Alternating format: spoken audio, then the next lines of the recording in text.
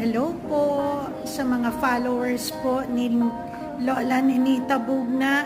Marami pong salamat sa inyo sa mga likes, mga advices, mga comments na alam kong patuloy po kayo laging nagdarasal para sa kanya tuwing siya po ay nako-confine.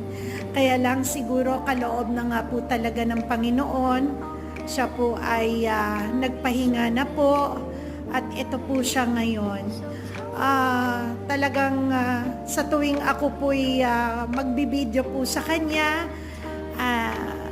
pagka ako po ay nagpo-post na po, kayo pong mga friends niya, kayo po na mga followers niya ay talaga namang pag binabasa ko po sa kanya ay nakangiti po siya.